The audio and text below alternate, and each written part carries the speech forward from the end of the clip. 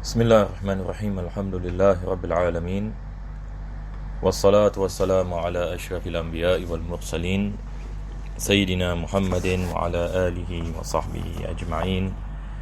Alhamdulillah, para jemaah yang dirahmati Allah Subhanahu wa taala.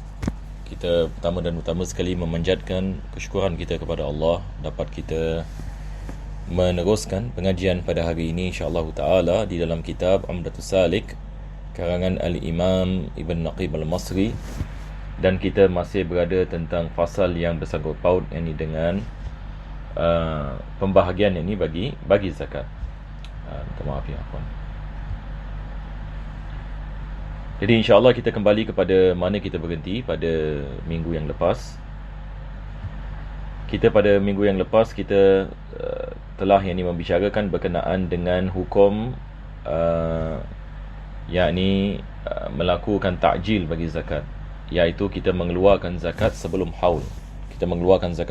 Dan kita telah membicarakan syarat-syaratnya, dan kita telah sampai kepada apa yang penulis mengatakan di sini. Beliau mengatakan wa yajuzu an yufarriqa zakatahu bi nafsihi aw bi wakilihi. Jadi sekarang penulis mengatakan dibolehkan bagi seseorang, yakni jaiz hukumnya bagi seseorang untuk dia menagihkan zakatnya dengan dirinya sendiri. Ini maksudnya dia ada duit zakat, ini yang biasa kita melakukan. Kita ada duit zakat, misalan kita memberikan zakat kita kepada mereka-mereka yang berhak untuk menerimanya, maka ini dibolehkan. Kita kalau ada duit zakat, ini misalan kita cari fakir dan miskin dan kita memberikan zakat kita kepada mereka, ataupun kita mewakilkan. Ini yang beliau mengatakan au bi wakilihi, ataupun kita mewakilkan orang lain untuk memberikan bagi kita. Ini juga biasa dilakukan. Kita ada satu hamba Allah yang kenal kepada fakir miskin, misalan kita tak kenal ramai orang, misalan di kampung ataupun di tempat. Jadi kita memberikan zakat kita kepadanya dan kita menjadikannya ini sebagai wakil. Taib. Ini adalah yang kedua. Yang ketiga beliau mengatakan, dan boleh juga wa yajuzu an yadfa'aha ilal imam, dan dibolehkan juga yakni dia membagikan zakatnya yakni kepada imam. Jadi imam ini di sini maksudnya adalah pemerintahan yakni muslim. Pemerintahan ini muslim yang bertanggungjawab yakni atas menjaga yakni maslahat yakni orang miskin dan juga asnaf, dan memberikan yakni zakat yakni kepada mereka. Wa huwa afdal, penulis mengatakan itu adalah lebih baik, illa ayyakuna ja'ira, itu adalah lebih baik melainkan kalau sekiranya dia jair, yakni tidak ada amanah dan melakukan kezaliman yakni terhadap golongan miskin ataupun mereka-mereka yang di asnaf yang lain, seperti dia mengambil yakni sebahagian daripada duit zakat untuk dirinya sendiri ataupun membayar gaji stafnya dan sebagainya. Maka dalam keadaan seperti ini, maka tidak diberikan yakni zakat yakni kepada mereka. Dan ini yang banyak berlaku zaman sekarang di mana-mana saja, sama ada di negeri kita ataupun di luar negeri. Maka ini adalah perkara yakni yang rampant, kita mengatakan. Susah ini kita nak bayangkan ada badan yakni Islam yang melaksanakan misalan zakat yakni seperti mana yang dituntut yakni oleh syarak. Bahkan kita lihat mereka-mereka yakni yang mengambil yakni zakat, selepas itu yakni mereka menggunakan zakat yakni untuk membayar pekerja-pekerja mereka yakni dengan gaji yang beribu. Maka dalam keadaan seperti ini, ini adalah jair, ini adalah satu kezaliman yakni terhadap hak yakni fakir dan miskin dan juga bagi asnaf yang lain. Maka dalam keadaan yakni seperti ini, kita memberikan zakat yakni dengan diri kita sendiri. Yakni maksudnya kita mencari yakni fakir dan miskin. Kita lihat satu orang yakni misalan yakni dia tidak ada pekerjaan, satu orang ini yang buta yakni sebagai misal, ataupun jiran kita misalan, ataupun adik-beradik kita yang kita kenal mereka yang terkena yakni kesan COVID dan sebagainya, yang hilang pekerjaan dan sebagainya, dan anak ramai dan tidak ada mampu nak bayar yakni duit elektrik dan duit air pada tiap-tiap bulan dan sebagainya. Maka ini semua adalah golongan yang mana kita boleh memberikan yakni kepada mereka yakni duit zakat kita. Wa huwa afdalu illa an yakuna ja'iran fatafriquhu bi nafsihi afdal. Jadi kalau kita ada misalan yakni badan-badan yakni yang tidak bertanggungjawab ataupun yang tidak menagihkan zakat itu dengan betul, maka kita lebih afdal, yakni kita memberikan duit zakat kepada asnaf, yakni dengan diri kita sendiri, itu adalah lebih itu adalah lebih afdal, supaya hak yang ni fakir miskin dan hak yang ni asnaf yang berhak untuk menerimanya mendapat ini bahagian mereka. Kalau tak yang ni, mereka tidak akan mendapatinya. Bahkan akan diberikan ini kepada orang yang kaya dan orang yang ni yang berkemampuan. Dan yang sedihnya itu yang berlaku ini pada hari ini. Wa yundabu lil fakiri wasa'i ayyad'u lil mu'ti. Penulis mengatakan disunatkan bagi orang fakir ataupun yakni orang yakni yang membantu yakni menagihkan yakni zakat, untuk mendoakan bagi orang yang memberikan zakat, memberikan yakni zakat. Yakni maksudnya kalau seseorang itu fakir, dia menerima yakni duit zakat, maka disunatkan baginya untuk dia mendoakan, untuk dia mendoakan. Ya da'wa lil mu'ti. Jadi bagi orang yakni yang miskin ataupun yang fakir ataupun orang yang menerima zakat, dan juga orang as-sa'i. Ini dulu kita ada as-sa'i ni seperti dia diutus untuk mengambil zakat daripada orang kaya. Ini kita mengatakan sa'i. Jadi apabila dia mengambil yakni zakat daripada orang yang kaya, maka disunatkan dia mendoakan. Jadi yang fakir juga mendoakan, yang sa'i juga mendoakan. Disunatkan bagi mereka untuk mendoakan dengan doa ini. Fayaqulu, ini adalah doanya, ajarakallah. Ajarakallah, yang ini mudah-mudahan ia adalah satu doa, Allah memberikan kepada kamu ujrah, yakni pahala, fima a'taita, atas apa yang kau telah memberikan, wa barakalaka fima abqaita, dan mudah-mudahan Allah memberkati apa yang baki, yakni Allah memberikan kamu pahala atas apa yang kamu keluarkan daripada harta kamu, dan juga Allah memberikan barakah kepada apa yang baki bagi harta kamu. Wa ja'alahu laka tahura, dan ia mudah-mudahan Allah menjadikannya sebab ia mensucikan harta kamu dan diri kamu. Wa min syaratil ijza', dan daripada syarat sahnya zakat. Ini juga adalah perkara yang penting ya. Ramai jemaah ini menanyakan, misalan saya nak mengeluarkan zakat, jadi bagaimana saya nak niat dan bila saya niat. Sekarang pula zakat semua yakni kita pay now and pay lah. Dan juga yakni kita semua misalan menggunakan transfer ya, money transfer. Hatta yang ni orang yang luar negeri dan sebagainya. Sekarang yang ni kita lihat seolah-olah dunia ini satu kampung ya. Kalau kita nak bayar duit zakat, misalnya kita nak hantar duit misalnya dekat sebuah negara misalnya, dengan cepat yang ni dia boleh terimanya. Yang ni kita menggunakan i-banking, internet banking ini, yakni dia boleh menerima yakni dalam masa beberapa saat. Yang cuba bayangkan. Kalau dulu zaman berbeza, yakni hatta kalau Western Union pun dulu, kita nak kena pergi bank, ni kita nak kena pergi Western Union, kita berikan duit. Ini yang apa yang saya buat ini 15 tahun yang lalu. Sekarang ni tak perlu kita pergi bank pun. Segala-galanya semua dengan transfer. Tapi ada perkara kita nak kena faham, kita boleh melakukan transfer tetapi kita mesti niat. Jangan pula kita transfer tapi kita tidak niat, maka masya-Allah dia menjadi apa? Dia menjadi sedekah. Tetapi untuk menjadi zakat, yakni kita mesti niat apabila kita membayarnya. Yakni apabila kita nak transfer, kita niat, hadza zakatu mali.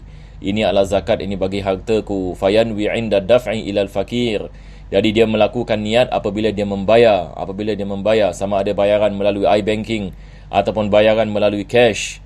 Jadi sebelum yakni dia bayar, dia mesti menghadirkan niat kepada al-fakir, ilal fakir atau ilal wakil. Ada orang yang misalan dia nak wakilkan satu hamba Allah ni yang amanah, masya-Allah. Jadi dia nak memberikan duit zakat ini kepada si wakil. Jadi dia harus niat apabila dia memberi kepada si wakil, anna hadhihi zakatu mali, maka dia niat ini adalah zakat hartaku. Fa idza nawal maliku, apabila orang yang mengeluarkan zakat itu niat, adakah diwajibkan wakil niat? Di sini penulis mengatakan lam tajib niyatul wakil, maka tidak diwajibkan wakil itu untuk melakukan niat. Jadi cukup niat orang yang bayar. Jadi orang yang mengeluarkan zakat itu niat apabila dia memberikan wang kepada si wakil, maka si wakil memberikan kepada si miskin. Adakah diwajibkan si wakil melakukan niat sekali lagi apabila dia memberikan si miskin? Tidak, yakni diwajibkan. Tetapi tidak ada apa-apa kalau dia niat juga, yakni untuk apabila dia memberi yakni kepada yakni asnaf ataupun yakni si miskin. Wa yundabu lil imami an yab'atha 'amilan musliman hurran adlan. Penulis ini mengatakan disunatkan bagi imam. Ni zaman dahulu ini kita ada imam. Imam yang dimaksudkan di sini adalah khalifah. Jadi apa yang dilakukan oleh khalifah adalah dia mesti ada department zakat department. Zakat department, maka dia meletakkan dia punya naib, yakni dia punya apa kita mengatakan orang yakni yang diberikan responsibility untuk melihat kepada awqaf dan duit-duit zakat. Kalau zaman sekarang misalnya di Mesir, mereka mengatakan Wizaratul Awqaf. Wizaratul Awqaf ini adalah the ministry yani of endowment. Jadi dia buka yani satu ministry yani of Ministry of Endowment. Jadi khalifah ataupun prime minister dan sebagainya bagi negeri Muslim, dia buka yani Ministry yani of Endowment. Jadi kerja mereka adalah untuk menguruskan duit wakaf dan juga duit zakat. Duit wakaf ini dan juga duit ini zakat, dan menggunakan duit tersebut untuk memberikan kepada yang berhak. Jadi orang yang mengamalkan ini mesti amanah. Dia mesti ini orang yang betul-betul amanah. Kita tidak boleh meletak ini orang fasik ini di dalam ini benda-benda seperti ini. Habis ini dia akan melakukan yakni kezaliman yang sangat dahsyat sekali, yang akan apa kita mengatakan yakni memberikan kesan kepada semua yakni golongan asnaf dan fakir miskin. Dan mesti ada ulama yakni yang mengetahui tentang hukum ahkam zakat di dalam perkara ini. Jadi penulis mengatakan disunatkan bagi imam untuk melantik seseorang amil yang bekerja untuk collect duit zakat. Jadi mesti ada orang-orang yang ini kita mengatakan wal amilina 'alaiha. Orang-orang yang dilantik oleh kerajaan ini ataupun ministry ini, kerja dia adalah untuk mengambil ini duit zakat. Adalah untuk mengambil ini duit zakat bagi mereka-mereka yang mengeluarkan zakat. Jadi syarat orang ini dia mesti Muslim. Kita tidak boleh mengambil orang yang bukan Muslim. Selepas itu dia mesti merdeka, tidak boleh yakni hamba. Dan dia mesti adlan, yakni seorang yakni yang adil, yakni maksudnya yang dipercayai, yang tidak melakukan dosa besar, yang tidak diketahui melakukan dosa kecil dengan berterusan. Yakni maksudnya orang yang dikenali dengan amanahnya. Dia mesti faqih, seorang yang alim dalam bab zakat. Dia mesti, kalau zaman sekarang mesti ada ikuti kursus dalam bab zakat dan mendalami masalah ini. Sebab bab zakat pun ini bukan mudah ya, sebab zaman sekarang misalnya kita ada macam-macam jenis perniagaan, macam-macam jenis, tak tahu apa kita mengatakan ini, shares dan insurance dan benda-benda yang tidak wujud pada zaman dahulu. Maka ini memerlukan seseorang untuk mempelajari perkara ini dan untuk mengetahui perbezaan-perbezaan satu polisi dengan polisi yang lain, bagaimana nak kira jumlah zakat dan sebagainya. Sebab bila dia pergi kepada orang, dia nak kena kirakan. Sebab ada orang ini mungkin dia mengatakan saya tak tahu berapa banyak zakat saya dan sebagainya. Maka ini adalah servis, department ini dia adalah servis untuk kirakan orang berapa yang diwajibkan mereka mengeluarkan zakat. Jadi dia mesti faqih. Kalau dia jahil, maka masalah ditakuti dia kurangkan ataupun dia menambahkan. Tamam? Jadi dia mesti seorang yang faqih, ghaira Hashimi wa Muttalibi, dan dia tidak boleh daripada keturunan Hashimi dan Muttalib. Ini adalah daripada keturunan Nabi SAW. Sebab ini dalam mazhab al-Imam Syafi'i, keturunan Nabi tidak boleh terima duit zakat. Sebab amil ini dia punya gaji daripada duit zakat. Amil ini dia punya gaji yang dilantik oleh imam ini, dia punya gaji daripada duit zakat. Maka dia tidak boleh jadi seorang yang daripada keturunan Nabi SAW, sebab keturunan Nabi tidak boleh menerima zakat. Kita ada hadis berkenaan dengan perkara ini. Nabi menifatkan duit zakat ini min awsakhin nas. Dia adalah daripada duit kotor, duit kotoran manusia. Maka tidak layak diberikan kepada ahli keluarga Nabi SAW. Walaupun kita ada fatwa berkenaan dengan keadaan ini sekarang. Sebab sekarang kita sudah tidak ada Baitul Mal yang diuruskan dengan betul. Kita tidak ada imam yang dipercayai dan sebagainya. Maka hak ahli keluarga Nabi SAW tidak diberi daripada khumus. Juga kita tidak ada khumus, 1/5 daripada harta peperangan dan sebagainya. Jadi maslahat ahli keluarga Nabi SAW ini tidak dijagai pada zaman sekarang. Ramai daripada ulama kita dalam mazhab Syafi'i mengeluarkan fatwa bahawasanya mereka boleh menerima zakat, dan ini adalah pendapat yang ramai daripada ulama kita memilihnya. Taib. Jadi kita harus lihat kepada keadaan. Perkara yang seterusnya saya nak membicarakan adalah berkenaan dengan institusi-institusi Islam yang ada dalam negeri. Saya mendapat soalan ini, misalan ada institusi ataupun ada badan ini Islam ini, misalan mereka menerima zakat, selepas mereka menerima zakat, mereka mengambil sebahagian daripada duit zakat itu untuk bayar gaji staf mereka dengan alasan ini amilina alaiha. Maka ini tidak betul. Badan yang ini Islam ini, dia bukan yang ini dilantik oleh imam, dia adalah wakil. Badan Islam ini dia adalah wakil. Maka wakil hukum dia asil. Al-wakil yajri ala hukmil asil. Kita ada kaedah dalam ilmu fiqh. Wakil hukumnya seperti al-asil. Apa maksudnya? Sekarang yang ini misalan saya ada duit zakat, saya memberikan duit zakat saya kepada Zaid. Zaid ini ada wakil saya. Saya mengatakan kepada Zaid, wahai Zaid, ini adalah duit zakat saya, maka berikanlah yang ini kepada mereka-mereka yang berhak untuk menerimanya. Maka Zaid pun dia memberikan kepada fulan dan fulan dan fulan dan fulan dan fulan dan fulan. Adakah Zaid ini boleh ambil ini sebahagian, mengatakan kepada saya misalan, since ini saya yang mencari ini fakir miskin, saya memberikan kepada mereka, saya akan mengambil sebahagian daripada duit tersebut. Tidak dibolehkan. Apa sebabnya? Sebab ini adalah wakil. Di sini jemaah dirahmati Allah, kita harus bezakan di antara wakil dengan seseorang yang dilantik oleh imam. Seseorang yang dilantik ini oleh imam. Jadi untuk kita memudahkan perkara ini, bila kita membicarakan tentang imam, kita membicarakan tentang satu kerajaan misalan yang dia melantik beberapa orang untuk menguruskan pembahagian zakat, dan dia ada database misalan, dan orang ini akan keluar dan mengambil dan mencari orang yang mengeluarkan zakat. Maka ini yang kita maksudkan al-amilina alaiha, al-amilin. Jadi beza di antara wakil dengan amilin. Jadi kita tidak boleh sebagai wakil misalan mengambil duit daripada zakat sebagai amilin. Ini tidak dibolehkan kalau sekiranya kita setakat wakil dan kita tidak ada apa-apa lantikan. Ini saya membicarakan dengan, sebab kita ada banyak badan Islam misalan, satu orang misalan dia buka satu badan Islam sebagai misal, dia namakan badan khairiyah dan sebagainya, seperti itu, nama-nama seperti itu, dan dia ada bantu orang dan sebagainya. Mungkin mereka akan tersilap di sini. Mereka menyangkakan mereka amilin. Amilin ini bukan maksudnya saya nak volunteer, misalan saya nak ambil zakat daripada orang, lepas itu saya nak berikan kepada fakir miskin dan saya amilin. Bukan begitu ya. Jadi amilin ada syarat-syaratnya. Ini yang penulis ini mengatakan yang dilantik oleh kerajaan Muslim. Baik. Sekarang kita lihat kepada masarifuz zakah. Sekarang penulis ini akan membicarakan tentang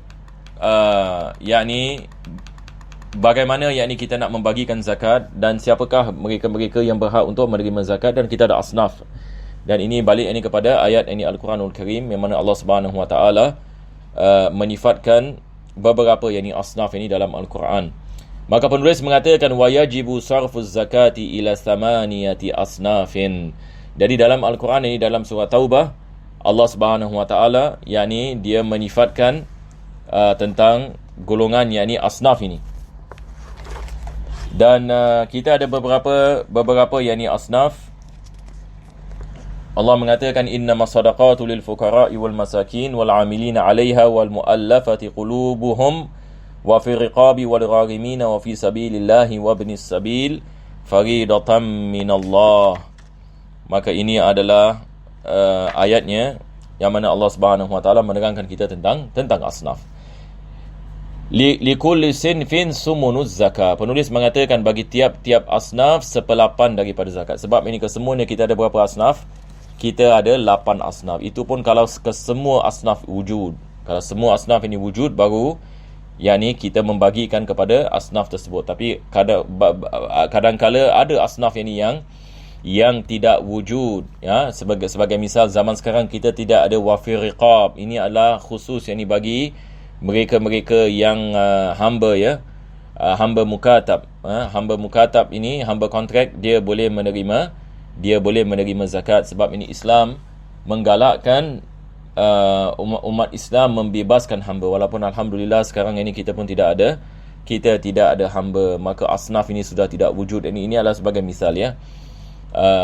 Begitu juga yakni wa fi sabilillah. Sabilillah ini khusus ini kepada al-muqatilin. Ini semua nanti kita lihat bagaimana penulis ini dia memberikan ta'rif bagi tiap-tiap daripada asnaf. Tapi yang sentiasa yang ada ini dia al-fuqara wal masakin wa ibnis sabil, orang yang tergendala, yang tidak dapat balik ini kepada rumahnya, misalan ke negerinya. Kita ada gharimin, misalan orang yang dibebankan dengan hutang. Maka ini semua adalah daripada jenis asnaf ini yang sentiasa yang ini wujud. Jadi yang pertama beliau mengatakan al-fuqara wal fakiru man la yaqdiru ala ma yaqa'u mawqi'an min kifayatihi. Jadi fakir ini dia adalah seseorang yang tidak ada kemampuan untuk mendapatkan cukup bagi pembelajarannya. Ini misalnya dia satu bulan dia memerlukan kepada 100, dia dapat kurang daripada 500.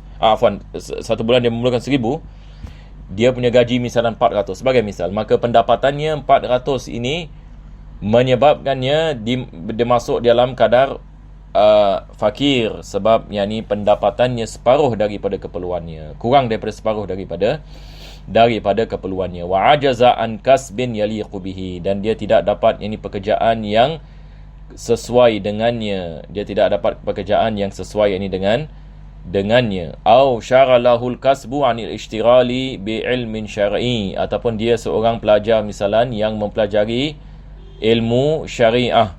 Di sini penulis dia mengkhususkan perkara ini.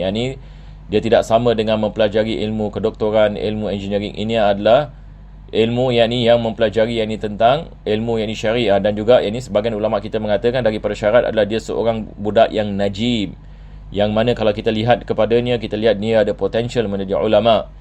Maka dia mengkhususkan masanya kesemuanya untuk mempelajari siang dan malam ilmu agama. Orang ini kita boleh memberikan zakat, bahkan digalakkan kita memberikan duit zakat kita. Jadi kalau ada pelajar-pelajar misalan kita tahu pelajar ni pandai dan sebagainya, dan dia memerlukan wang untuk dia belajar di luar negeri dan sebagainya, maka kita boleh memberikan duit zakat kita kepadanya sebagai menampung keperluannya dalam mempelajari ilmu agama.